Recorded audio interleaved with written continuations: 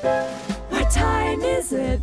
It's time for another Every Other Wednesday. They're lined up at the gates. All right. Good morning, good afternoon, everyone. Welcome. We've got a great show for you today. Glad to see everybody coming in. Hey, everyone. Hello, Welcome. Don't mind Jeff. He's had anesthesia injected into his face. Was this accidental? Did somebody do it to get him to stop talking? I have so many questions. It was at the dentist. It was nothing. Oh, it was at the dentist. Oh, You're Yeah. actually a dentist?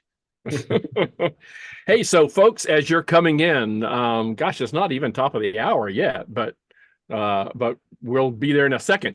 But Mike has already put our chat question in. It says, tell us your alter ego rock star name using this formula.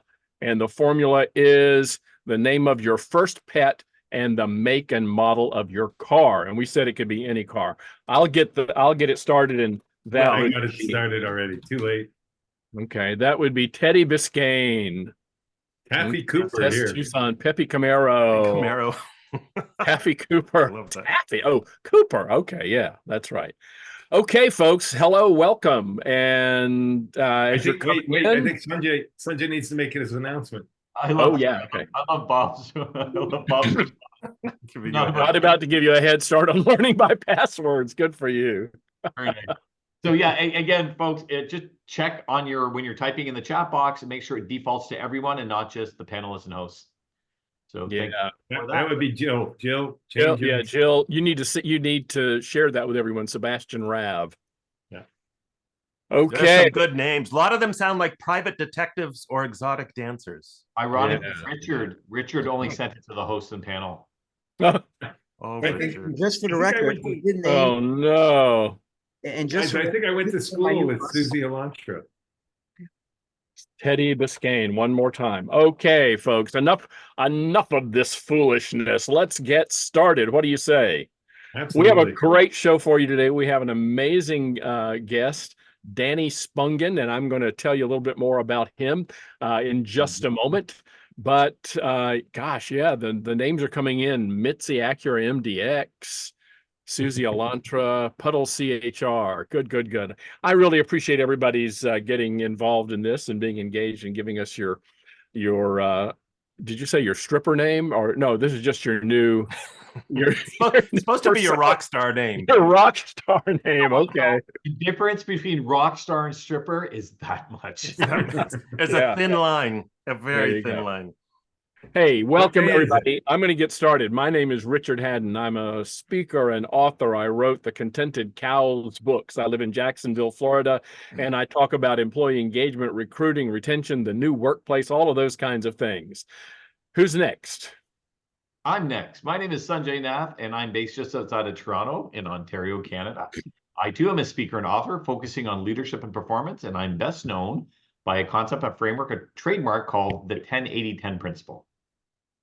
Wait, what was the show where I say I too am a speaker and author, and then they have to choose who's Oh, the to real tell the truth? To tell the truth. Yeah. Ba-ba-bum-ba-bum-ba-bum. That's it. All right, Anyway, I too am a speaker and author. My name is Jeff Tobe. I'm so excited that at least 4 of us got together today, and we have a wonderful guest as well. So that's kind of nice. I speak about coloring outside the lines, about customer experience, and I am located in beautiful Pittsburgh, Pennsylvania. Michael. And I'm Michael Kerr, coming to you from Canmore in the Canadian Rockies. It is June 26, 2024. It is official Barcode Day, Harry Potter Day, Canoe Day, and Coconut Day. And I speak and talk about the 10-80-10 principle. That's what I'm best known for.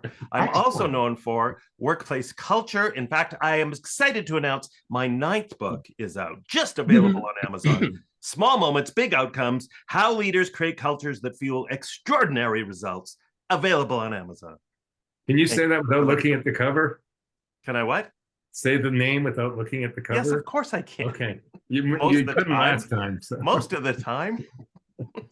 Okay, now we're being rude to our guest by not Yeah. by not introducing him.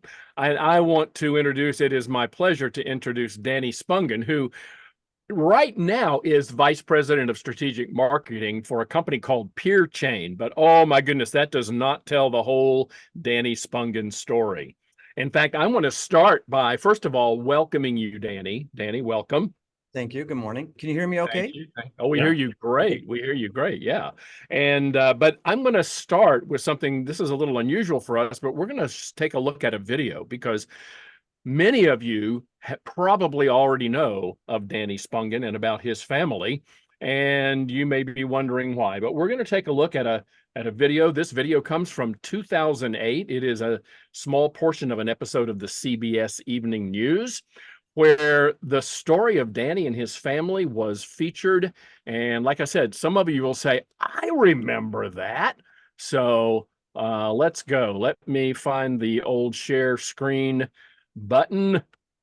Richard, was Sanjay born yet? Yeah, but he was a child. He was okay. Yeah. All right. So here we go. Share sound optimized for video clip. Share. You figure you would have practiced this ahead of time. Many times, many times. How's this looking for you? Can you see it? You can see it. Like, well, here goes. Here goes.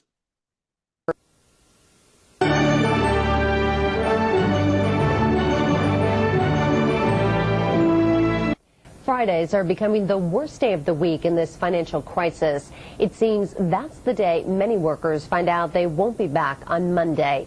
Employees of one Illinois company fear just that, but as CBS's Steve Hartman reports, the owners had something else in mind.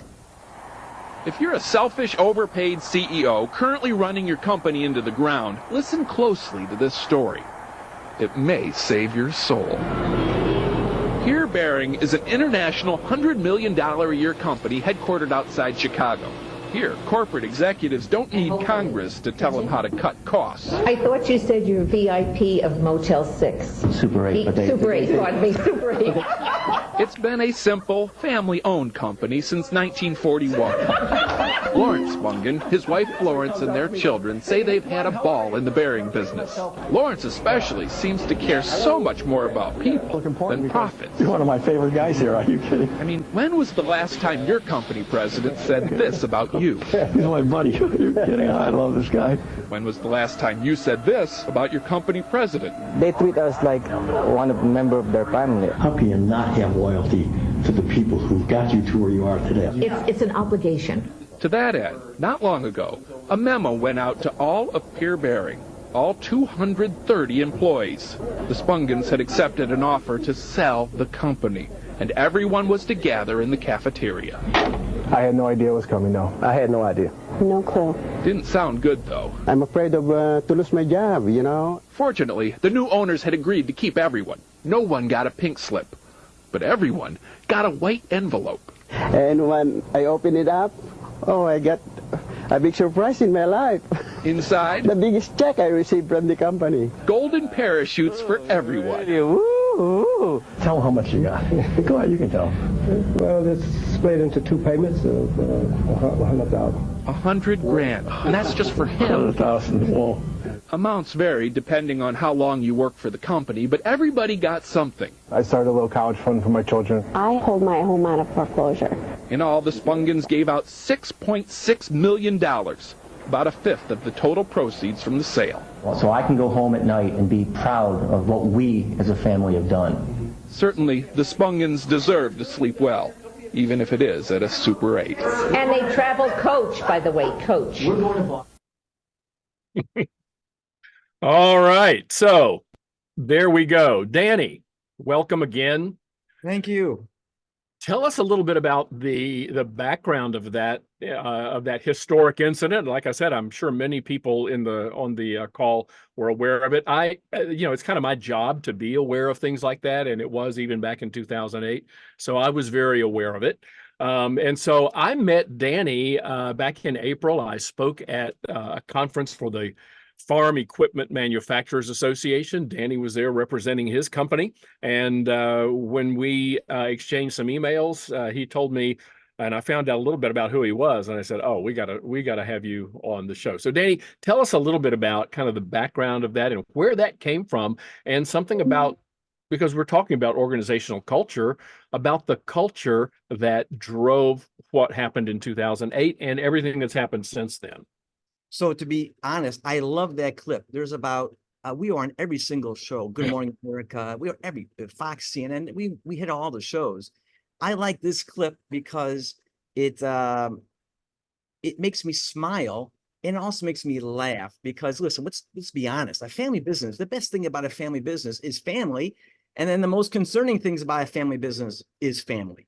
And I'm laughing because thank God my siblings were amazing in supporting this bonus, which my parents did not want to give. So what I love about the clip, but that's generational. But what I like about the clip is that it's the only time that I arranged for the entire family to be on TV at one time. All the other clips were mostly myself and then sometimes my brother Glenn. And I intentionally used CBS because my PR agent worked for CBS and he did a lot of work for me. I wanted to give them the crown jewel of the whole family. But in saying that, it's the greatest moment of my life, one of the greatest moments of my life for surely in business, because in this world of and I even get accused of too much I, the bottom line is that our company, our family success was only because of the team we built. It really, and I'm saying that sincerely, it's not a bunch of propaganda. And for those people who know me, I'm a collector. I'm a collector of people and things. And the employees were part of my world, my collection, my being. And I pushed really hard for that bonus. In fact, there was a threat that if we didn't do it, I would take it out of my share. But my siblings were amazing. And to this day, nothing's perfect, but we are really close. It's just amazing. And we run a family foundation together. So that moment, it was traumatic. Selling a business is traumatic. And we built a culture. We built a second touch culture, top 100 in the world, because my inspiration was one of Richard's people in this inspirations also. Yeah. Yes. Oh, really? It was Dennis Kessler and the Fell Pro company. They treat their family like gold. And we really strive to do that. So the bonus was really because we had to sell. We were forced to sell. It was a breakdown beyond your wildest imaginations, but the employees, they did such a great job. And that's why you have it. And by the way, I have a little prop here. Every single employee got a huge card, a huge handwritten signed by all the Spungens. Everyone. In English and Spanish, we signed 600 of them, 300 in English and 300 in Spanish. I wanted some extras. I'm a collector. And then it got a huge big envelope. And then we gave it to them and they were stunned. They were absolutely stunned. And it was more than 6 million, by the way. There was a lot of negotiation behind the scene because my dad wanted one person to get $1 million, and I wanted a person to get $1 million, and everybody gets $1 million. So there's a lot of gamemanship behind. But at the end, seeing my mother smile was fantastic. So if I can jump in, sure. Two things. First of all, can I get a job? And is there a job opening? No, but in all seriousness, obviously this is not something. The day before the sale, you decided, oh, we've been treating our employees like crap for 30 years. Let's give them a bonus. So there's obviously a big ramp up that made you guys feel, maybe this isn't the right word, but obligated in terms of you take care of your own. So Danny's mom said it's an obligation. She said that in the video. It's not an obligation. That's my brother. He said that. It's not. No, it's instinct. It's instinct. It's instinct. Really, I was never the best student in life. I was always told to surround myself around people that can cover my weaknesses. I'm a horrible reader. I love being who I am. I love my ADHD, whatever these letters are. So I love it. So you hire people. We built a team. We built a team that was just amazing. My dad allowed me to have a company within a company. And it was a major reason why the company was sold. And to this day, most of the people that are still with the new ownership came from our division. So it's pretty cool. Yeah, it's of course there's an obligation. That's the card that we need to pull. But really, from the heart, it comes from instinct. And those are the true leaders, the true people who wake up every day and practice. and practice what Richard preaches when he goes on the road and gives his unbelievable, fantastic seminars, which, by the way, I need him to come to more. Well, thank you. And you haven't heard these other three guys, but they're the same. Good. Thank Although you. I told Richard, I had an issue with Richard, ladies and gentlemen. I sent him a little. Only one issue. I sent him some things, a little bit about who I am and all that kind of stuff. And then I wrote to my little notes, Danny, wear my sprocket tie. And Richard sends an email, don't bring the tie. What? Don't wear a tie? It's like telling me not to wear my mustache. Take it off for the day. It's not going to happen. A tie is part of my life. And I like to tell people, my father and my grandfather, particularly my father, he warned my brother and I, you must be at work on time. You must be at work on time. He would stand at the door back in 1983, waiting for people to come in. And while you're talking, sit at your desk. That's the way life was. And then my grandfather said, I was an immigrant. I was born in 1905. I came to America. I worked my ass off, and I could not wait to wear a tie. So you should wear a tie every day. So whether or not that's the real truth of the story, that's the folklore I tell myself. But I remember the conversation about my grandfather wearing a tie. We had one guy come and lecture our employees. His name was Alan. He complained about the way some of our employees are wearing their tie. It wasn't proper. So I just wear a tie as a joke. And I tell people now, as long as Fred Flintstone and Dino wear a tie, I'm going to wear a tie. I'm the only one now. I'm the only one. And I love it. It's who I am. Every day I get dressed. And I put in my pocket my challenge coin. And this is a good thing to lead up if I can continue. Yeah. This is a challenge coin. Do you know what a challenge coin is? I know that Michael's father played in the military with Britain, right? Jeff's father. Jeff's father. So a challenge coin, it's a military piece that started out as something that meant something, is from camaraderie. And if you got in trouble, flash your coin. Now it's a badge of camaraderie. And if you don't have your coin, you got to buy next guy a drink. We gave every one of our employees from Pure Chain. We were born July 9th, 1969. Next week will be our 55th anniversary. We have a 55th coin, right? And every employee has their name on it. And some of our customers and our friends. But every day I wear a tie. Every day I put my coin in my pocket because I want my employees to know I am here. I'm here to work. I'm not here to play. It's a sign of respect too. Okay, maybe it's carried on. Maybe it's too old school, but I love it. I love it. I love these challenge coins too. If you read about them, it's really cool. Now many companies use them. So it's really a good thing to have. We have a lot of fun with it. Yeah. By the way, Danny, I grew up in the clothing business. My dad would love you. So yeah. You mean your dad, the Danny Spungen lookalike? He is. He was. Yeah. Exactly. Yeah. Danny, Dog ties. When Richard said I couldn't wear a tie, I was going to flood him. I was going to wrap. No, see, I misinterpreted your email. I thought you said, "Oh, do I have to wear a tie?" I thought, no, we're real laid back. We're real loose. But yeah. Anyway, yes. Tell us. So the company was sold. But you did not, although you could have, you did not then just go off and get on a yacht and cruise around the world and do nothing for the rest of these years. You have been very, very active with other businesses and other organizations. And I think that same culture that you brought from the original company has continued to where you are today, right? Well, yes, we had an advisory board, included a guy named Ron Moore. He was president of Midas Muffler, if you remember that company, Midas Muffler. Yeah. And him and a guy named David Lansky said, Danny, you can't teach family business because all you know is ball bearings. Now, the company that bought us did not buy our Pure Chain company, our chain sprocket company. That they left alone. They didn't want it. I don't know. I'm not sure why. I was not really involved in the whole transaction. So we kept the chain company. And there was a team of 3 of us that ran Pure Chain. And then after Pure Bearing was sold, my dad moved over. And that was a complete disaster.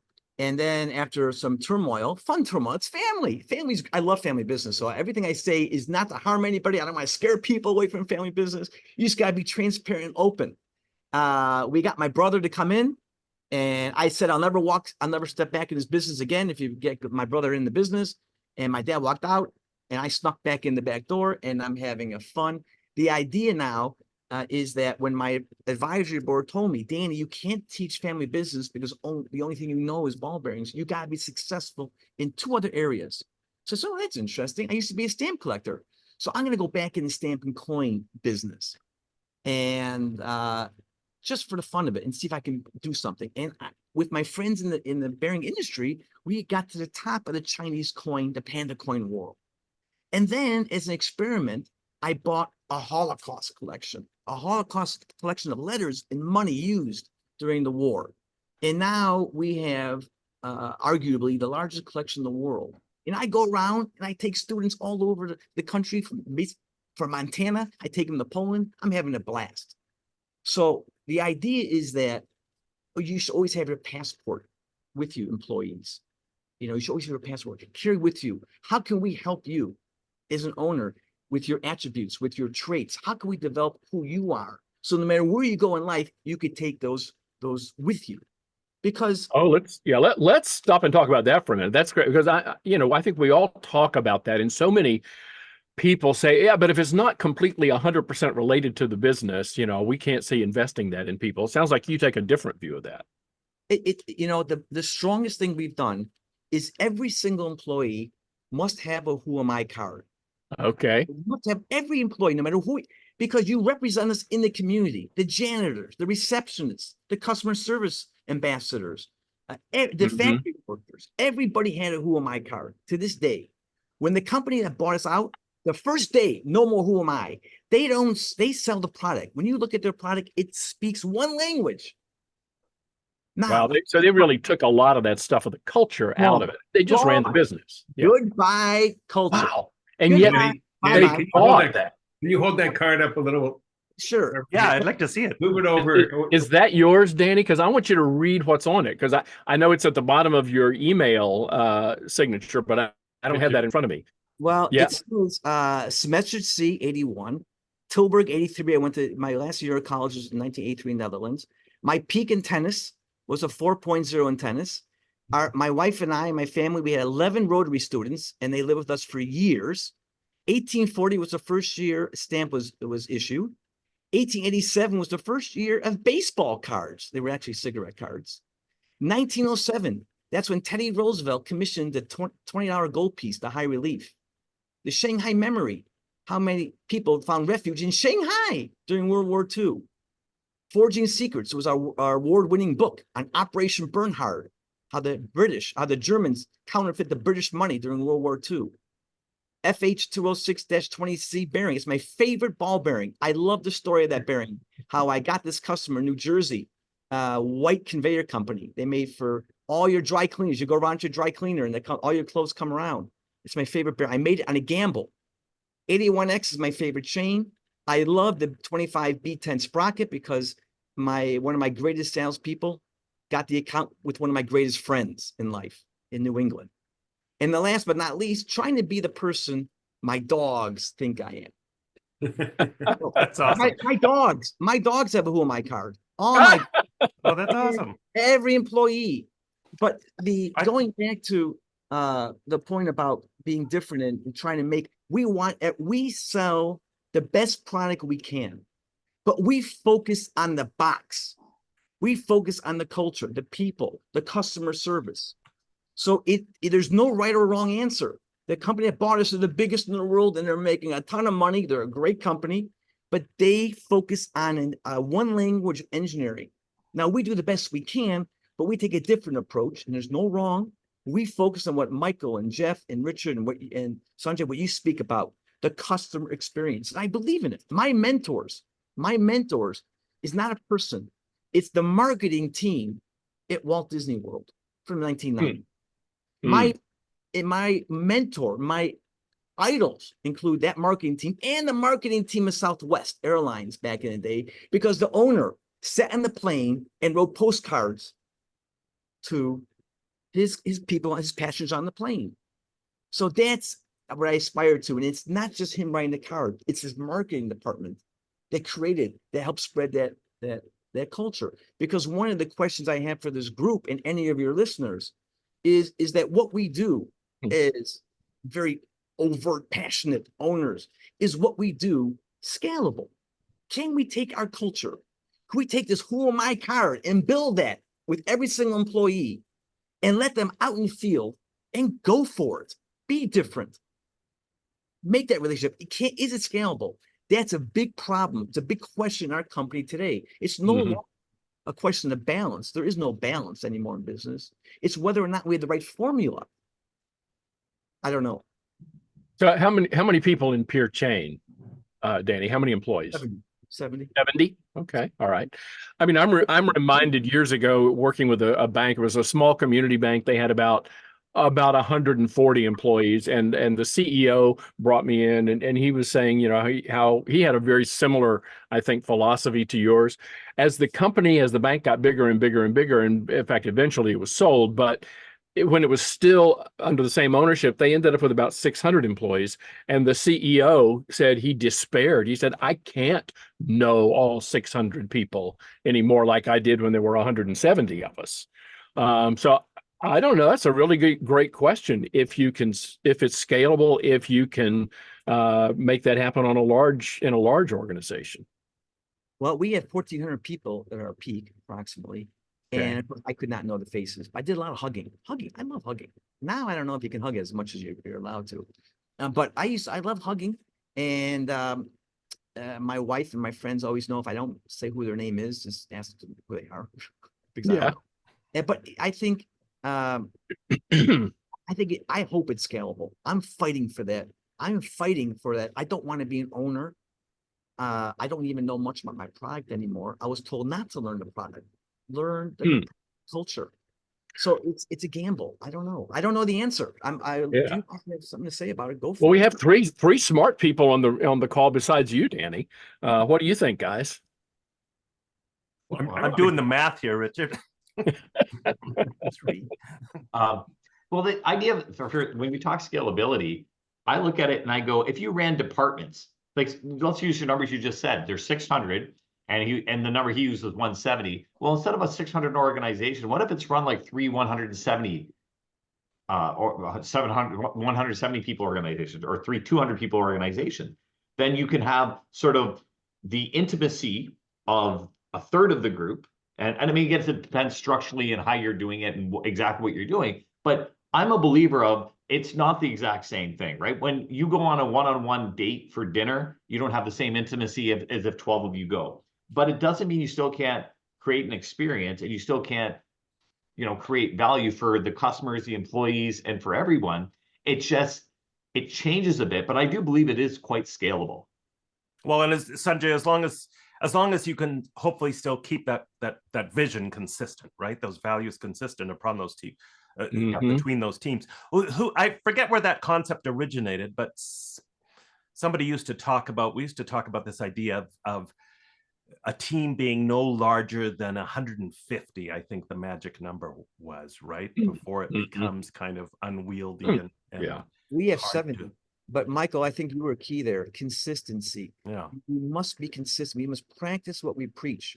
And I believe I do that every single day.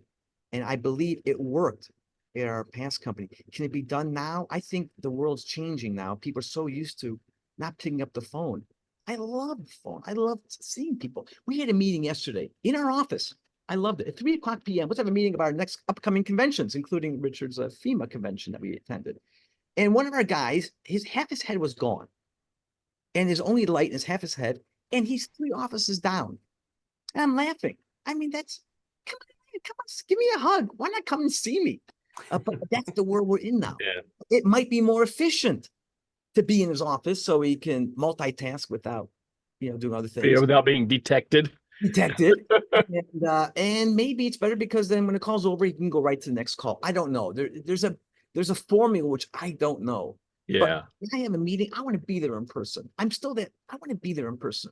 And if I'm not in person, like we're all on Zoom now, I want you to feel that passion. Yeah. You do that. I think we're all feeling your passion.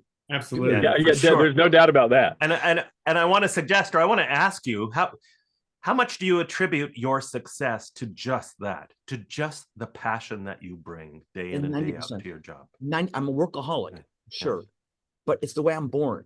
I was born to collect people and things. I was never a good student, but I'm a workaholic. But it's the passion And it's building that team. It really is that team. No matter how much we owners are accused of the it's I. It's the team. I was going to go back and say my nephew is our 4th generation. And he's got this new app, Vidyard or something like that, where he sends videos to his customers. And that's cool. That's something different. We don't know what works in marketing. We know that marketing works. We just don't know which 50% or 75% in his family. We don't know. And we have a lot of failures. Last year, 2 years ago, we were asked to make a catalog. Some of our people wanted a catalog. In the meantime, I'm hiring a new marketing manager. A guy comes in from a big firm. And I said, he asked me about our marketing. I said, we're making a catalog. He very politely said, I can't work for a company that's making a catalog. So I freaked out. So I said, my employees came up with the idea of an escape room guide. So we made it, it's not a catalog, it's an escape room guide. Each chapter is a door. There are all the 9 famous doors in the world. And each chapter is a type of chain, and it comes with a game in the front of it. And we went all out. We're not making it. I was going to make a museum guide, a collector's guide. We made an escape room guide. And we had so much books, and we had so much things, keys, and we built a house. We built a house. We put the raffle tickets in. If you do the games, you go online, you find the secret door. It bombed. Well, it didn't bomb.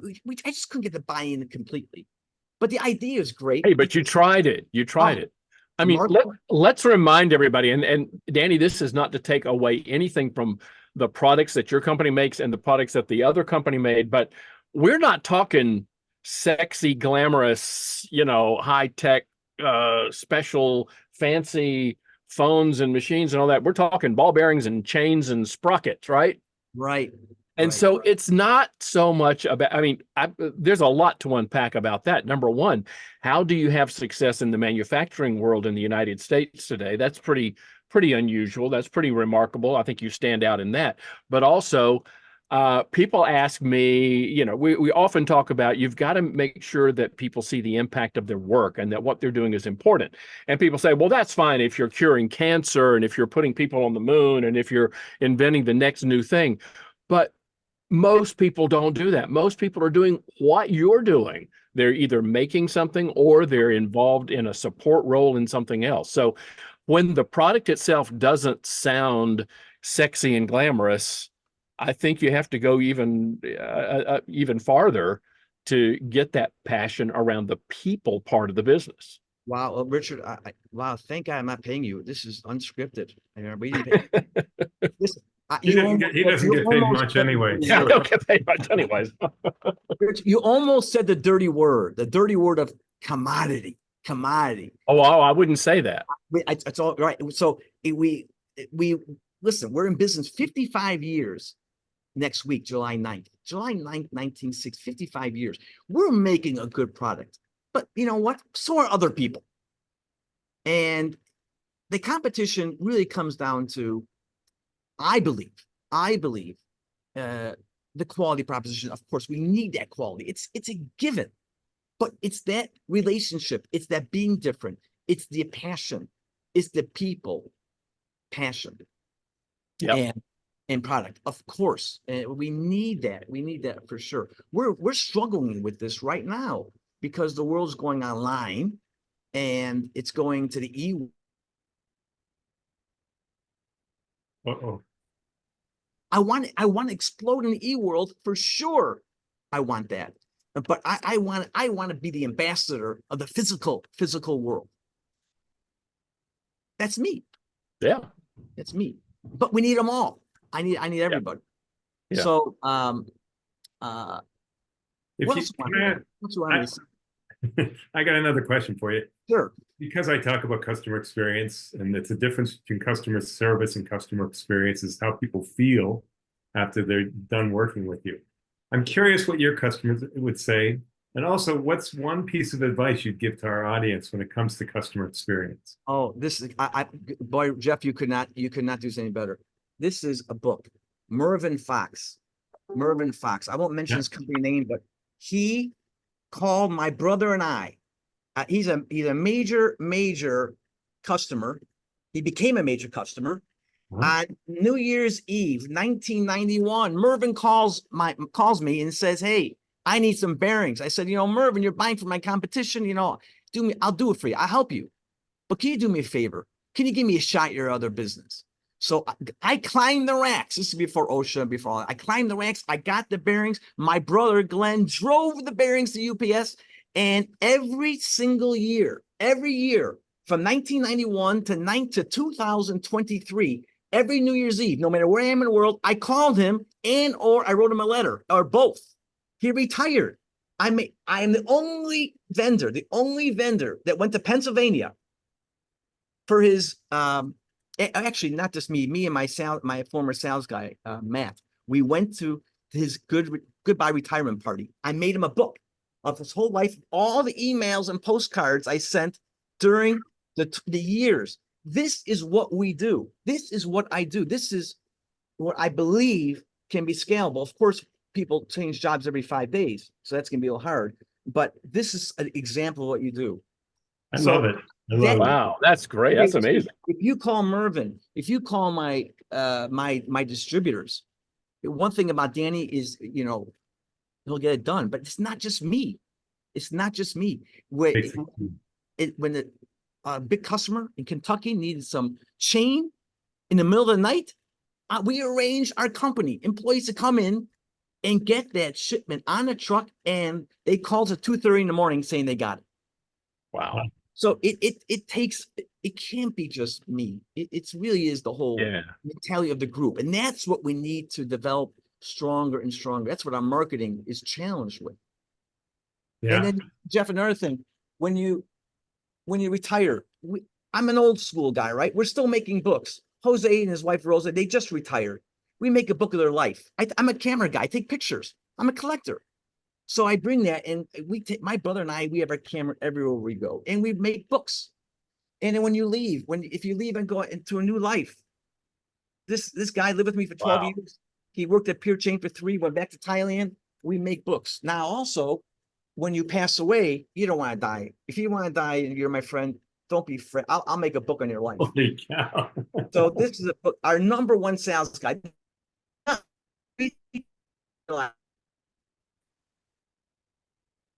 Big long. He is frozen, right? It's not just. Yes, he is. We're all getting that. Yeah.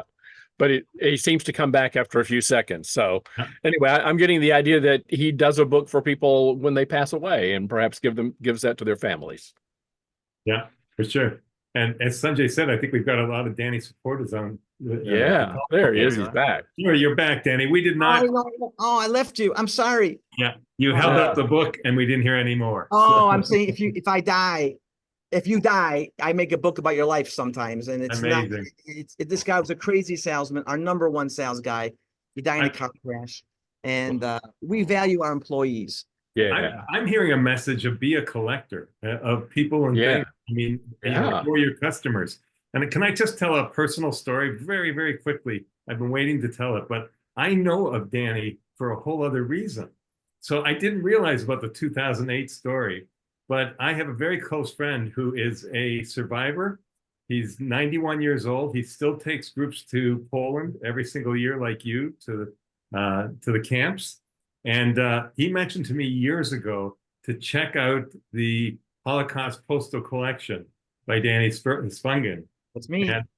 And that's how I know you. I was trying to remember where I knew you from, and that's exactly it. But there's another offshoot of doing something that you love, be passionate about it, and collect, right? So thank you for that. If I have time for another thing I love, it's part of our employees, we make them passports based on their life. One guy here is an employee, he loved golf. So we take their hobbies, we take their life, and we put into a passport. And inside the passport, we put down what makes up Danny, for example. What's my favorite food, my favorite movie? What's my mission? What's my family team? Back then it was what bearing team. So we have a passport. And of course, in the back, we talk about our chain and our sprockets and all our products. But all our salespeople, they're allowed to make a passport of their life. And then they get to hand that out as a business card. They share that with their customers and prospects. Oh my God. Yeah. By the hundreds. Danny, I want to share a comment that we just got from Audrey, who you obviously know, who says, besides Danny's passion for everything, he makes you feel like you're the only person that's important to him. He's one of a kind, and success is just a byproduct of his personality. I think that says it all, and that should be on your tombstone. You have to have a big one, a big tombstone. Yeah. But Yeah. I mean, I was about to. It's funny that Audrey typed that in. I was about to say that exact same thing, slightly differently, which was, I don't get the sense. And Danny, I met you all of what 40 minutes ago. I don't get the sense that this is lip service. I don't get the sense that you're like, oh, I got to do the book. It's you are excited as hell to get to do the book. You're excited to meet someone, to ask questions, to learn, put it together, and everything. The success is a byproduct of just being authentic and coming from a point of curiosity and asking the question, how can I help? And I want, if I have one mission in this company and the future of our company, and no one knows the future, really, no one knows, but if my one goal is that embrace being different, embrace who you are, find out who am I, let's find some tidbits about you, some fun tidbits that people can ask, what does that mean? And wear a tie if you want to wear a tie. Well, sure. Nah, I must admit I can't push that button. But find something. Find whatever and be authentic, but be different. I hear the same old things. All I need is a phone and an email. I be different. When you go to a convention, Richard, when we do our shows, we win all the awards. Have a different booth. Be out there, dress up. Yep. You guys stood out. You gotta deliver, but you have to deliver with the quality must be there. Again, we're 55 years old, and that's the chain company. Our bearing company was much, much older. And be authentic, but be different. But you must have customer service. Without customer, I could be the funniest, happiest guy. I can have a lot of fun. By the way, my Great Dane's here. I don't want to. We want to see. Yeah, we want to see. What's the Great Dane's name? Something Bear. Yogi, come here. Oh, there's one dog. Yogi Bear. Yogi. See if I can get Yogi here. I don't know. Because it's a Great Dane, he has to move the camera rather than the dog. Yeah. If it was Yogi, he just lifted up. Oh, there he is. Yes, and then Beautiful. we have a dog park. We have a dog park. So we don't mind employees bringing it. We try to make it friendly. We really do try. Like you said earlier, you want to come to work. That would be I would love that to happen. It's a little hard these days to push that button, but I want people to experiment, be different, have failures in marketing. Marketing is about making some failures and go for it. But Danny, besides the things you actually intentionally do to build a great culture and connect with your employees and engage them and all that great stuff that you're talking about, how much impact do you think just your passion has in terms of osmosis, in terms of just being contagious with the people around you? Do you think that has an impact, that people just pick up your passion and energy and customers? Employees, my employees, I think they're tired of me sometimes, but they love me too. I mean, I take my employees, we go to my house for dinner, we go out, we really treat our employees. We have a new anniversary program where we take their family out. This is before Richard gave his presentation. Yes. Oh, yeah. We really, people know I'm passionate. They really do. Is it overwhelming? Yeah, maybe, but it's fun. And I want to have fun every single. I love coming to work. I have a new marketing guy, and we're going through a lot of changes. And this is actually like the challenge of meeting this guy every day because we're so different. And thank God we're all different, right? If we're all the same, we're going to kill each other. Yeah. Right. Wow. But I love all the things we do. I like our peer anniversary. We don't celebrate, but we celebrate your birthday of when you became a customer. We send out a card every year. That's what I want to do. It's coming out. I want to get this going. I've been trying to get it going, and maybe after the show, it will come to fruition. And listen, when my dogs, when they have an accident in the company, I send the employees when they eat their offices, their garbage cans. I always send them personal pictures and notes, and I try to have fun. When do you work? That is work, Jeff. That is work. That is the work. Yeah. Wow. Gosh, we have like a minute and a half left. Danny, what is one closing thought that you would leave with our audience? Can we as owners and what we're doing, the four of you, is what we do. Is it really scalable? Is Richard, when you go and make these presentations, how many people are going back saying, I'm going to actually practice that every single day?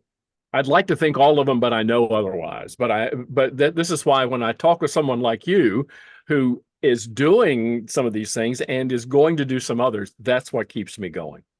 And I think I can speak for my three friends here as well. Sure. I'm glad you're all doing it. I'm glad all three of you are doing it because I need you out there. I'm practicing every day. So thank you. Thank you. So when are we getting together next, guys? I'd like to say that it's July 10th, and we have another guest host. Oh, wow. Perfect to be on next from Danny, because she too is the owner of a family business, and she's going to talk about a lot of the travails of being passed down a business from family to the younger generation, and how it was a real obstacle in her life. And I think it's like I said, perfect follow-up after you, Danny. She too is very passionate about her business. So I say to all Danny's friends who are with us for the first time, and Danny, you too, please join us on July the come 10th. back, tell everyone you know, and make sure they all join us. Yeah. And the date of our next meeting is going to be 14 plus 26 is July 10th. 40 minus 30. So is that July 10th? I keep saying July the 10th. Plus 7, you have to divide the. Carry the 1 and okay. I don't think anyone knows. Take the square root of pi. Danny, thank you so much. Danny, thank you so much for your energy, for your passion, for your wisdom. Brilliant having you here. We love what you're doing. I need you for it. Don't stop doing what you're doing. We won't. Thank you. So, hey, Carol's birthday is July 11th. Danny, I can't thank you enough. This has been extraordinary. Really enjoyed it. And thanks, everyone. Guess what? We will see you every other Wednesday. All right. Bye, all. Bye.